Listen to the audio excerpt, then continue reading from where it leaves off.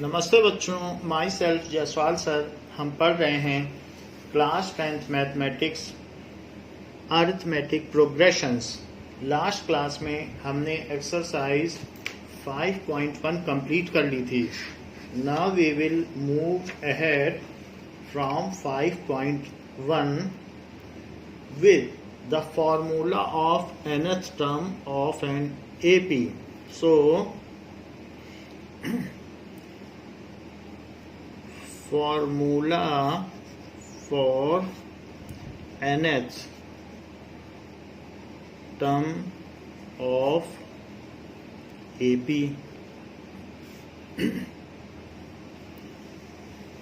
सो इसमें हम कहीं पर भी रहेंगे तो a plus d, a plus 2d, if we continue to it d, then we will be able to get next term. सो इस तरीके से हम चलते चले जाएंगे और इसके बीच की कोई भी term a plus k minus 1d होगी जो कि kth टर्म होगी, और आगे बढ़ते जाएंगे तो a plus n minus 1d होगी। सो इस तरीके से ये a1, a2, a3, a4 से लेकर ये a kth टर्म होगी और फिर और आगे जाने पे ये n टर्म्स होगी। So these are n terms of series. So what is the formula of any term? हम इसे k के टर्म्स में भी लिख सकते हैं और n के टर्म्स में भी, because any term will be a plus k minus 1d. So from above it can be concluded from above an जो कि nth टर्म ऑफ AP है, जैसे 16th टर्म, 17th टर्म, ऐसे कोई भी टर्म लिखी जा सकती है, that is a plus n minus 1d. So this is the formula for our next exercise. आप देख सकते हैं fourth term a plus 3d है, तो उसी तरीके से nth टर्म भी आ जाएगी। Now example number 3, find the 10th term of AP. Find 10th term of an AP.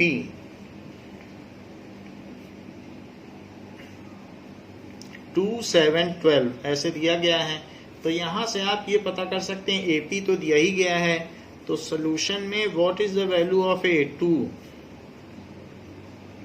D क्या है? इट इज 7 minus 2, D की वैल्यू 5 हो गई।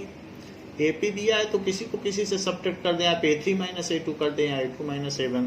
जबकि ये पता चल चुका है, सो AN एक बार फार्मूला अवश्य लिखें, that is a plus n minus 1d और फिर a10। इसके बाद आप सिंपली लिख सकते हैं a plus 9d। तो इस फार्मूले के आपको मार्क्स मिल जाएंगे, हाफ मार्क्स होते हैं। So a10 is equals to 2 plus 9 into 5। क्यों? क्योंकि ये 5 है। So this comes as 2 plus 45, that is 47। So 10th term is 47। आप ऐसा लिख सकते हैं, कंक्लूड कर सकते हैं, term is 47।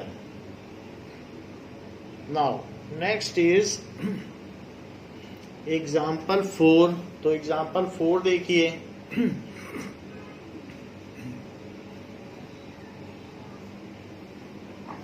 Which term of AP is -81? कहा जा रहा है कि विच टर्म ऑफ AP 21, 18 ये घटती हुई AP है, तो इसलिए इसकी D की वैल्यू निगेटिव होगी, is -81 and also is any term 0, give reason. Also is any term 0, क्या कोई टर्म 0 भी होगी? ये भी पूछा गया है। तो 0 कोई टर्म तभी होगी जब n की वैल्यू पॉजिटिव इंटीजर होगी, क्योंकि 1 first term, second term, third term, n 0 भी नहीं हो सकता है क्योंकि 0th टर्म कुछ नहीं होती। तो 1 2 3 होगी अगर पॉजिटिव इंटीजर, तभी अगर एन की ऐसी वैल्यू आती है तो फिर वो 0 इसकी टर्म हो जाएगी, वो अभी हम देखेंगे। Give reason for your answer, give reason for answer. Now अब देखें तो हमारे पास AP दी है, तो लिखिए AP इज 21, 18, 15 ऐसे AP चल रही है। सो इसमें A कितना है 21, और इसके अलावा इसका D क्या है। Now D is A2 minus A1, A2 minus A1 that is 18 minus 21, so this is -3। अब A और D आ चुका है, तो A और D के आने से हम पता कर सकते हैं कि वो कौन सी टर्म है जो -81, यही पूछा जा रहा है। तो AN का फार्मूला लगाइए, A plus N minus 1 D। Let nth term is -81, let nth term, माना इस समांतर श्रेणी की nवीं टर्म -81 है, तो हम nth टर्म की जगह -81 रख दें और फर्स्ट टर्म की जगह 21 रख दें। n तो हमें पता नहीं वो कौन सी टर्म है, लेकिन d तो अवश्य पता है जो कि -3 है। सो -81, और ये भी अब इधर चला आएगा। ये तो खैर प्रोडक्ट में है, तो प्रोडक्ट तो ऐसे सिंपली नहीं आता, लेकिन ये चीज़ इधर आ जाएगी। -21 इज इक्वल्स टू -3 है, तो -3 का n में मल्टीप्लाई करो तो -3n, और -3 का 1 में करो तो +3। ये वैल्यू कितनी हो जाएगी, इट इज़ -102, और ये जो +3 है वो यहाँ आ जाएगा -3 बन के, तो ये -3n हो जाएगा। 102 निगेटिव का है और ये भी निगेटिव की है, तो इसकी वैल्यू हो जाएगी -105 इज इक्वल्स टू -3n। यदि हम n निकालना चाहें तो 105 में हमें -3 से डिवाइड कर देना चाहिए। 3 1 जा 3 और 3 5 जा 15, तो ये कहा जा सकता है n is equals to 15। So 15th term is -81। ये तो इसका कंक्लूडिंग स्टेटमेंट हो गया। अब हम ये भी मान लें कि 0 के बारे में भी पूछ रहा है कि क्या इसकी कोई टर्म 0 है। Let it's nth term is 0, let it's nth न माने तो कुछ और मान लें आप, kth टर्म मान लें। अभी n का यूज किया है क्योंकि nth टर्म तो अब 0 नहीं हो पाएगी। Let it's kth term is 0, तो ak is a plus k -1 d, या कोई दूसरा हमने कांस्टेंट यूज कर लिया और कोई बात नहीं है, तो हम रख दें 0 है। अब हम उसके का पता लगाएं कि किसके लिए ये 0 है। तो यहाँ पर a की वैल्यू कितनी है 21 है, k पता नहीं, लेकिन d के बारे में मालूम है कि -3 है। सो 0 है, और अब इसको यहाँ ले आओ तो -21, और ये -3 इसमें मल्टीप्लाई होगा तो -3k हो जाएगा और +3 हो जाएगा, इससे इसमें मल्टीप्लाई। +3 को भी यहाँ ले आओ, तो +3 को यहाँ लाने पर -21 तो पहले से ही था और +3 इधर आ गया तो -3 आ गया, जबकि वहाँ पर -3k बच गया ना। अब इसमें यहाँ पर -24 इज इक्वल्स टू -3k, तो फिर k क्या हो गया -24 बाई -3, निगेटिव से निगेटिव कटा और 3 से ये कट के 8 आया, so k is equals to 8। It's 8th term is 0। यदि k की वैल्यू फ्रैक्शन में आती तो हम कह देते कि जो टर्म है वो फ्रैक्शन में नहीं हो सकती। कोई ये तो नहीं कह सकता है कि 3.5 टर्म, थर्ड के बाद तो सीधा 4 टर्म आएगी, तो हम ये कहते हैं कि 3.5 टर्म इज 0, तो ये बात तो गलत हो जाएगी। तो k को हमेशा इंटीजर आना चाहिए, यदि इंटीजर आ रहा है तो ऐसा हो सकता है। तो वैसे भी ये सीरीज घटती घटती है, 3 का टेबल है तो कभी ना कभी 3 बनेगी और फिर 0 बन जाएगी, 3 और कम करोगे और फिर उसके आगे भी घटाओगे तो -3 -6 भी होती चली जाएगी। इस तरीके से हम ये कह सकते हैं कि it's 8th term is 0, 8th term is 0। जो घटती हुई एपी होती है उसका डी निगेटिव होता है -3। सो क्यों 0 है? As k is positive integer, as k is positive integer and any term can only be positive integer. कोई भी जो टर्म होगी फर्स्ट टर्म सेकेंड टर्म ही तो होगी, फ्रैक्शन में तो हो नहीं सकती है, तो यही इसका रीजन है। एग्जाम्पल 5th एग्जाम्पल में कहा गया है डिटरमाइन दैट एपी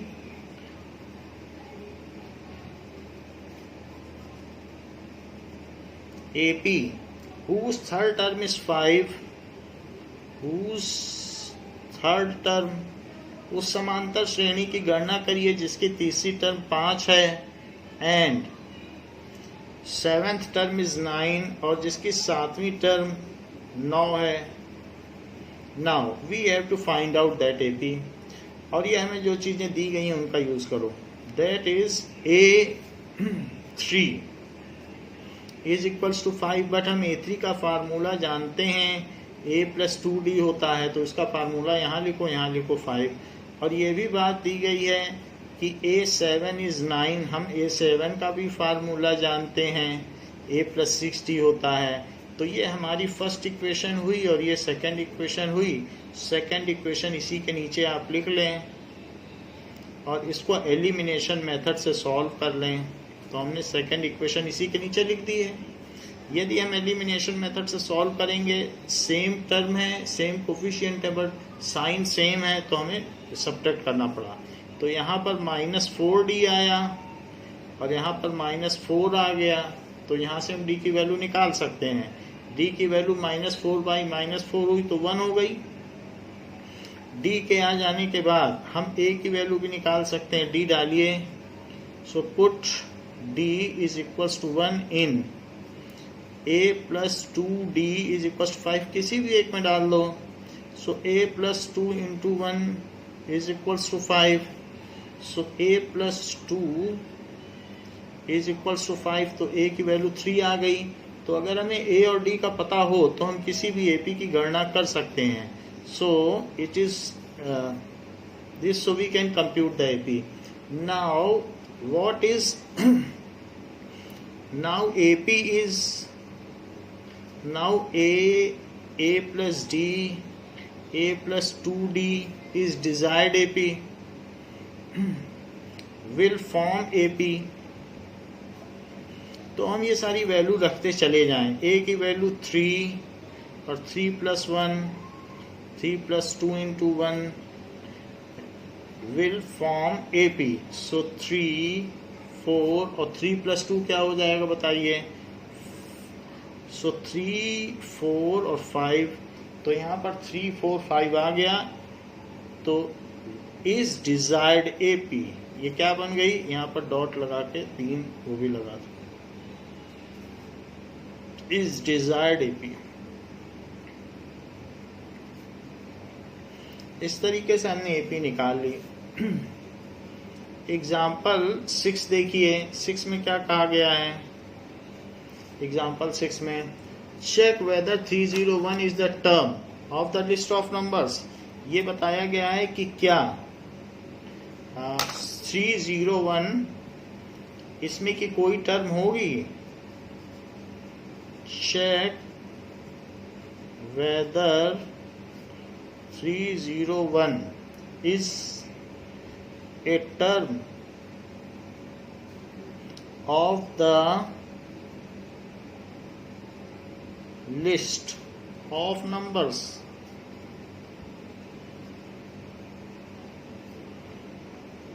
five, 11, 17, 23 ऐसे लिस्ट ऑफ नंबर्स दिए हैं। तो क्या इस एपी में जो लिस्ट ऑफ नंबर हैं, पहले तो ये पता करो कि क्या ये एपी है। तो चेक कर लेते हैं, लिस्ट ऑफ नंबर दिया, एपी तो बोला नहीं है, तो हमें पता करना पड़ेगा। सो 5, 11, 17, 23, तो इसकी जो डिफरेंट टर्म्स हैं उसी से पता चलेगा कि क्या ये एपी है। सो A3 minus A2 is 17 minus 11 और A4 minus A3 is 23 minus 17। सो इससे देखा जा सकता है as AK minus AK minus 1 is same for all terms, so it is an AP, इसलिए ये AP हुई। with फर्स्ट टर्म इसकी क्या हुई, first term is 5 and D is equal to 6। जबकि ये चीजें पता चल चुकी हैं, A और D की वैल्यू हमको यहाँ पे पता चल चुकी है। तो let it's nth term is 301, let its nth term is 301,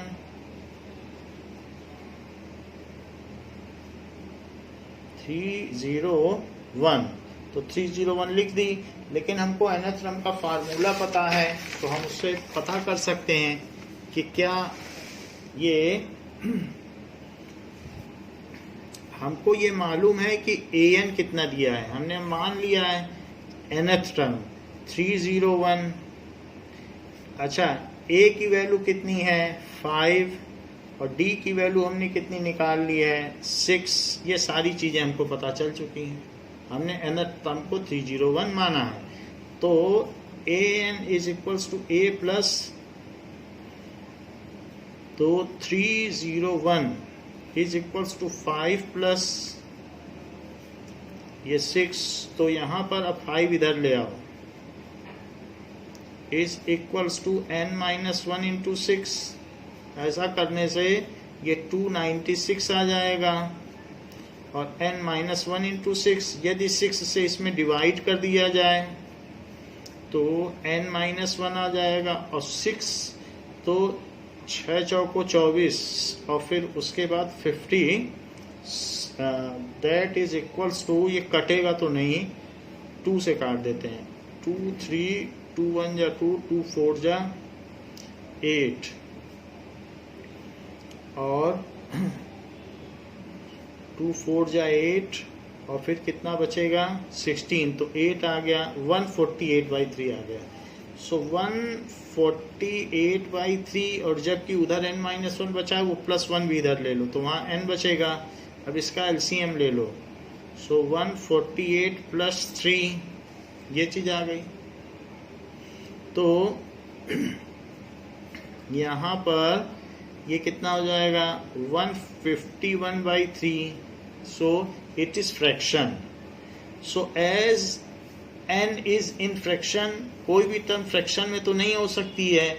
हम ये तो नहीं कह सकते हैं कि 50 एंड 1/3 टर्म, क्योंकि इससे तो 50 एंड 1/3 आ रहा है, तो वो तो कोई टर्म होगी ना 50 के बाद, तो 51 ही होगी। As n is in fraction, so 301 is neither of its term, ये इसकी कोई भी टर्म नहीं है, या none of its terms, ठीक है। तो इसे n is in fraction, n should be in positive integer, आप ऐसा क्लैरिफाई कर सकते हैं, बी अ पॉजिटिव इंटीजर, 0 भी नहीं हो सकता क्योंकि बुक इस लैंग्वेज को लिख रही है। अब देखो एग्जाम्पल 7 में क्या बात कही गई है, how many 2 digits numbers are divisible by 3, how many 2 digits number, 2 संख्याओं की कितनी संख्या 3 से विभाज्य हैं। So 2 digit numbers are divisible by 3, divisible by 3। तो 3 से कौन कौन सी डिविजिबल होती है? 2 डिजिट नंबर बताइए, सबसे पहला 2 डिजिट नंबर कौन सा हुआ? सो 12 होगा, 3 का टेबल पढ़ते चले जाइए, 3 2 जा 6, 3 3 जा 9, 3 4 जा 12, आ गया 2 डिजिट नंबर। फिर उसके बाद 15 होगा, 3 का ही टेबल पढ़ते चले जाओ। फिर उसके बाद 18 होगा और ये बढ़ता चला जाएगा। अच्छा, लास्ट में 100 है, 100 तो डिविजिबल नहीं है 3 से, लेकिन अगर 1 इसमें रिमाइंडर बच रहा है तो 1 हटा दो तो ये डिविजिबल हो जाए, 1 ये एक्स्ट्रा आ रहा है तो 99 डिविजिबल हो जाएगा। अगर 99 होता तो कुछ ना बचता, तो इसलिए 99। तो ये सब 2 डिजिट नंबर। 100 तो 3 डिजिट हो गया, वैसे भी 100 हम नहीं रख सकते थे, तो बस इससे कम यही है।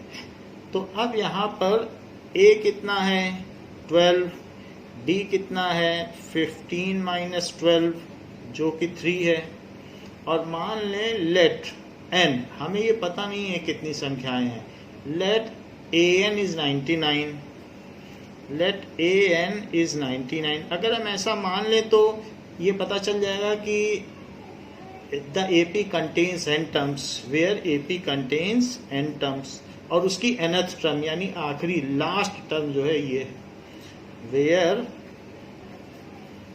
AP contains. यही पूछा भी गया है कि वो कितनी संख्याएं हैं, how many terms are divisible by. तो हमने मान लिया n टर्म्स है और लास्ट टर्म ये है। तो हमें एक फार्मूला ये पता है कि nth टर्म का फार्मूला, तो जो कि 99 है और फर्स्ट टर्म इसकी 12 है, तो n-1 और d की वैल्यू 3 है, तो 99 में से पहले तो आप 12 माइनस कर दीजिए, so that is n-1 into 3। तो 12 के माइनस करने से ये 87 आ जाएगा, और 87 में अगर मैं 3 का डिवाइड कर दूं, क्योंकि 3 है यहाँ पे, तो ये n-1 हो जाएगा, और 3 2 जा 6, 3 9 जा 27, it is equals to n-1।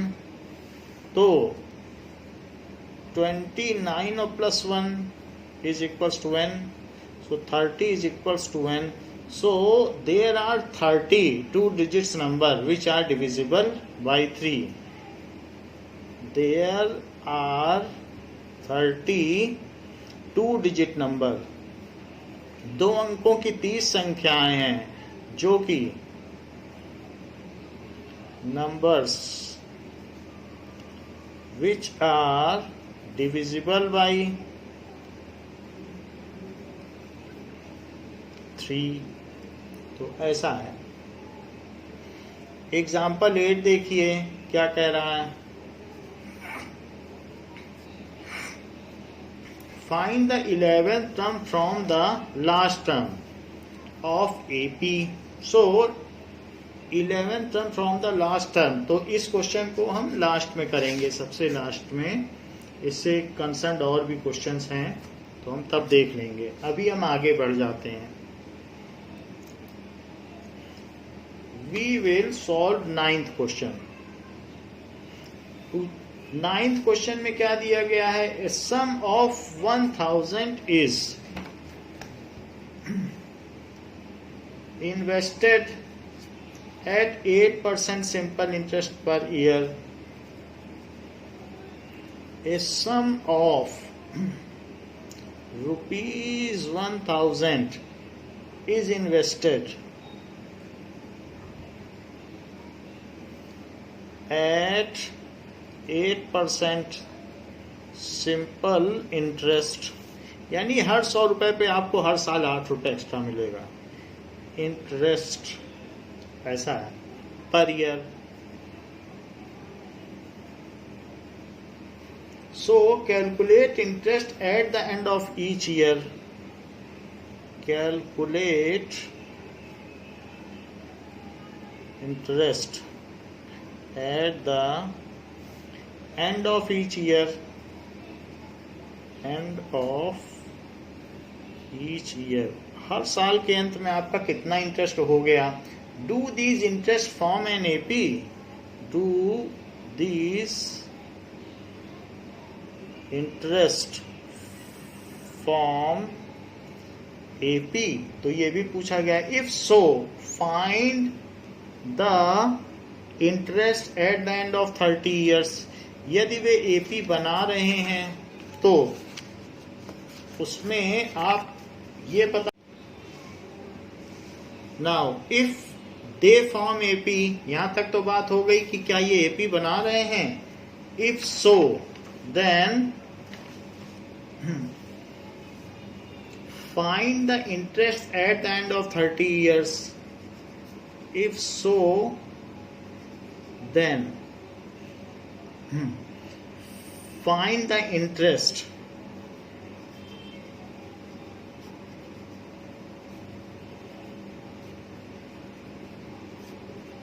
at the end of 30 years।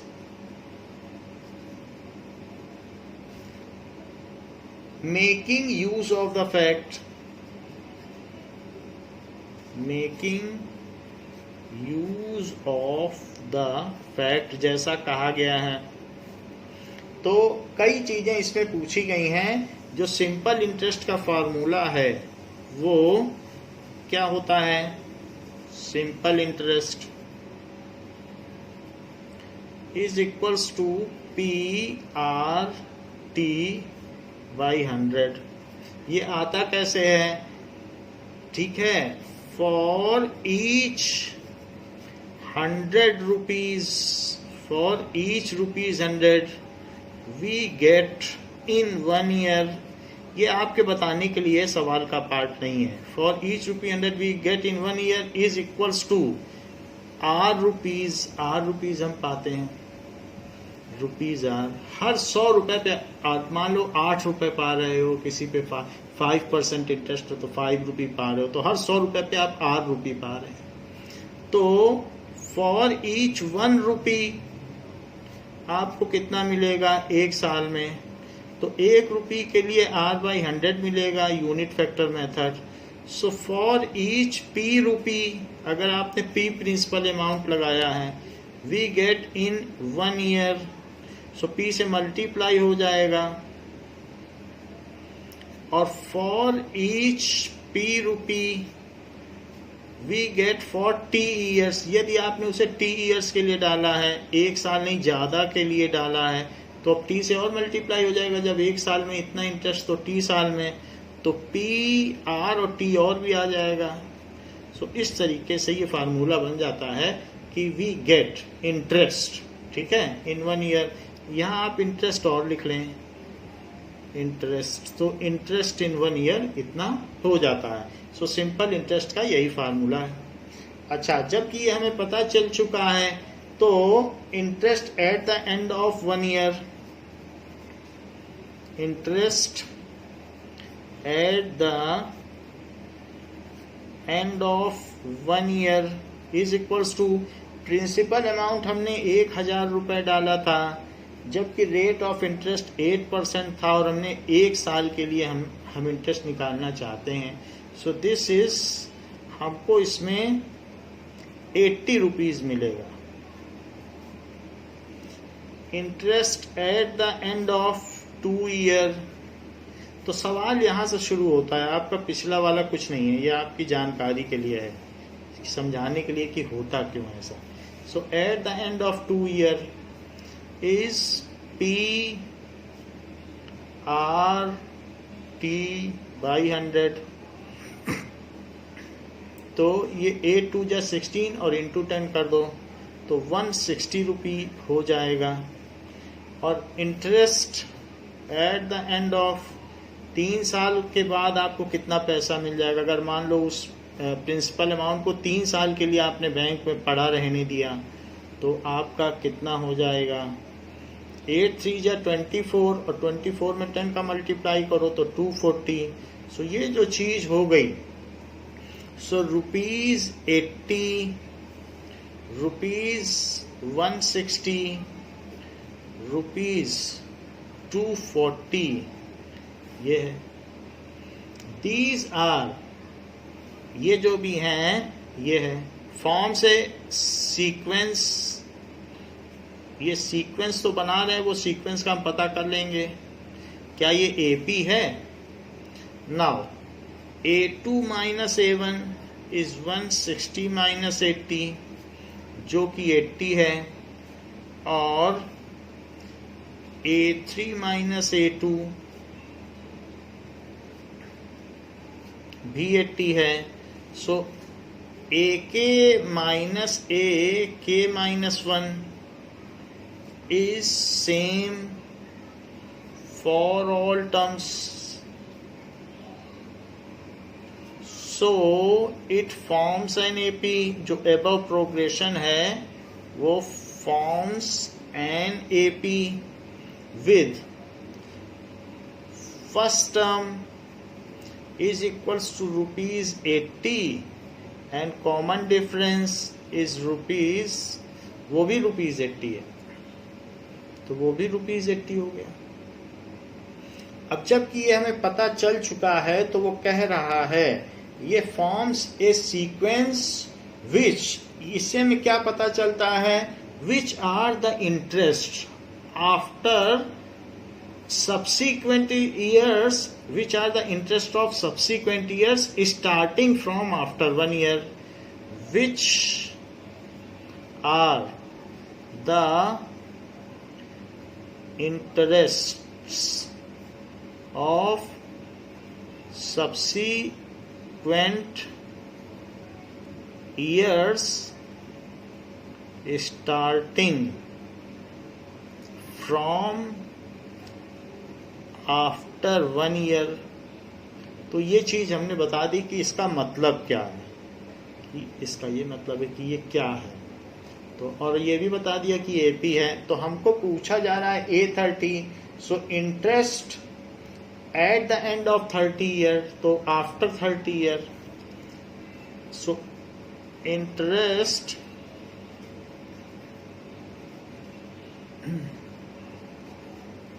Of 30 years, उसको हम A30 बोलेंगे क्योंकि ये A1 का मतलब 1 साल के बाद का इंटरेस्ट है, तो A30 क्या हो जाएगा?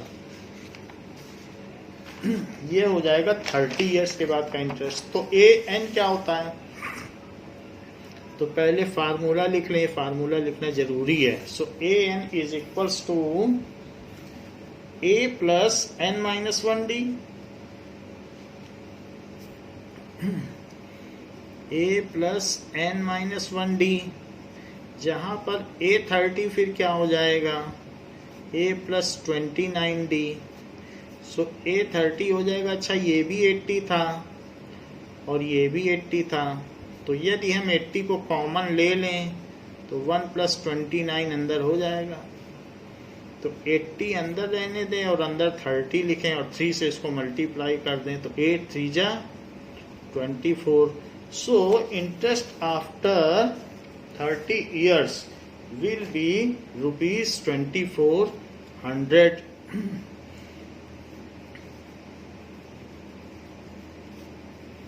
After 30 years will be rupees 2400, इतना हो जाएगा। एग्जाम्पल 10 देखें। In a flower bed there are 23 rose plant in a flower bed. There are 23 rose plants in the first row.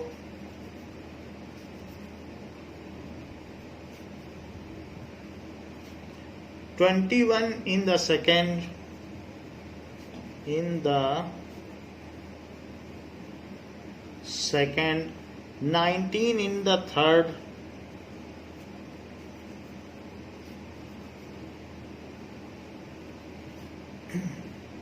and so on and so on." ऐसा है। There are 5 rose plants in each row. So and so on. Last row में क्या है? There are 5 rose plants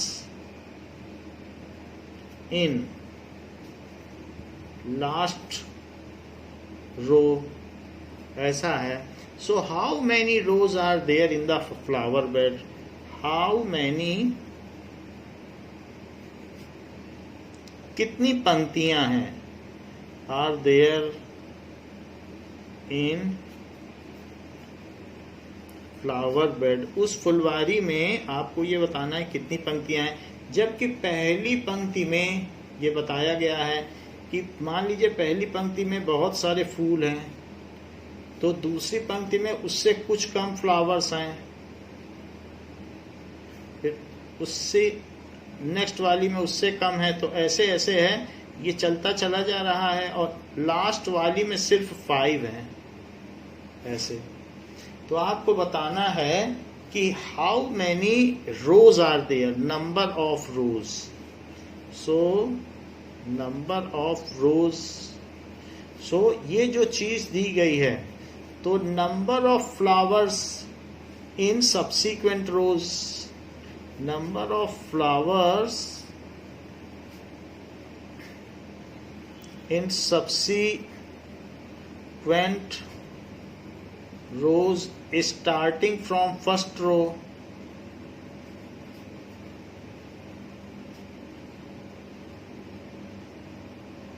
ये है 23, 21, 19 और ऐसे कह के बताया गया है 5 ऐसे. तो अब हमें पहले तो ये पता करना पड़ेगा कि यदि ये एपी है तो ही हम फार्मूला लगा पाएंगे. So here A2 minus A1 is 21 minus 23 जो कि -2 है, और A3 minus A2 is 19 minus 21 जो कि वो भी -2 है. सो कहा जा सकता है कि AK minus 1 is same for all terms, so it forms AP. तो ये एक AP बनाती है, इससे AP बन गई. और जबकि ये AP बन गई है तो अब क्या होगा, इसकी फर्स्ट टर्म भी पता चली जा सकती है. तो A कितना हो गया 23 और D कितना हो गया -2, क्योंकि घटती हुई AP है तो -2 जोड़ते जाओ, अगली टर्म पाते जाओ. ये है. Let it contains n terms, यहाँ टर्म का मतलब रो से है. Let it's nth term is 5. Let it's nth term is 5. इसका मतलब क्या हुआ कि an इज इक्वल्स टू 5, यानी in nth row there are 5 flowers. यही तो है, क्योंकि फर्स्ट रो में 23 है, तो अगर ये टोटल n टर्म्स हैं तो nth रो में 5 फ्लावर्स हैं, सेकेंड रो में 21 है. तो ये चीज है. So first row, second row, third row, ये nth रो है. ये कौन सी रो है, nth रो. तो nth रो में हम ये कह सकते हैं कि in nth row there are 5 flowers, 5 फूल हैं इसमें, रोज हैं. तो ये चीज कही जा सकती है. तो an है, लेकिन an का फार्मूला क्या होता है, an is equals to a plus n minus 1d. तो इसको 5 रख दीजिए क्योंकि 5 आपने माना है, और फर्स्ट टर्म कितनी थी 23, और n माइनस 1 और d की वैल्यू है -2. So 5 minus 23 is equals to n minus 1 into -2. तो 5 माइनस 23 कितना होता है, 23 में से 5 माइनस कर दीजिए तो -18, और फिर इस -2 से जो कि इसका मल्टीप्लायर है इसमें डिवाइड कर दीजिए तो वहाँ n माइनस 1 बचेगा. तो ये 9 आ गया, माइनस माइनस कट गए, तो 9 is equals to n minus 1. तो 9 प्लस 1 इज n, तो 10 is equals to n. So there are n rows, there are 10 rows in flower bed. तो फूलों की बगिया में 10 पंक्तियां हैं, ये चीज़ हमें बतानी थी।